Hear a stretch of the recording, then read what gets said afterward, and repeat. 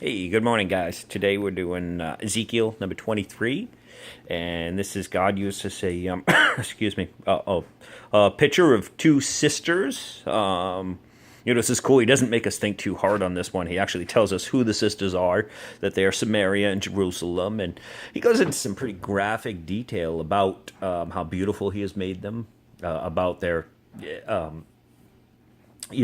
about their what they do against God and stuff like that, and we all know a lot of this stuff. But read it as you're reading this. I'd like you to imagine.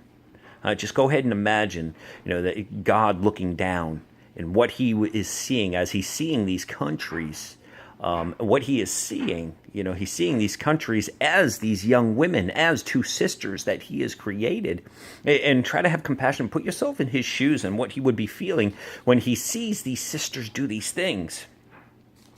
There's just one verse that I want to talk about, 35. Actually, just one little sentence that I want to talk about. It says, "Because you have forgotten me and cast me behind your back," and this is God speaking, and I think that this is the verse that explains everything. This explains the entire chapter. This explains eternity. This explains everything. You see, if you put God behind your back, then you are no longer facing Him. If you are no longer facing Him, then your sin will no longer be an issue with you.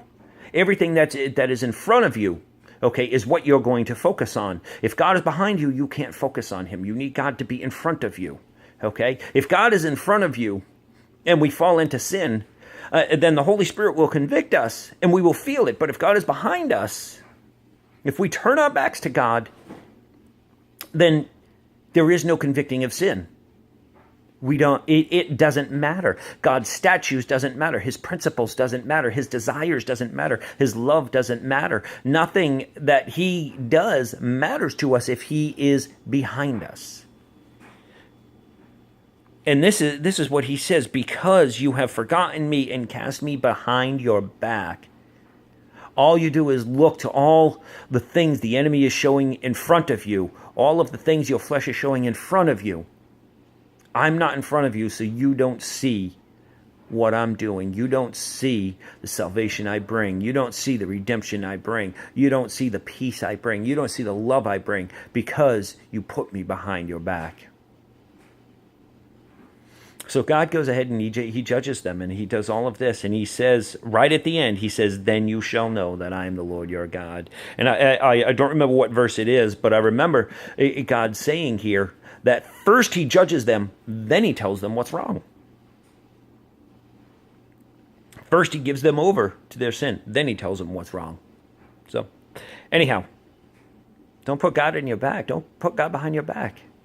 Keep Him in front of you. Keep that relationship going. Stare Him in His spiritual eyes. And allow Him to stare in yours. Let Him use you. Focus on Him. Watch the wonderful things He does. I love you all, and I hope you're having a super day.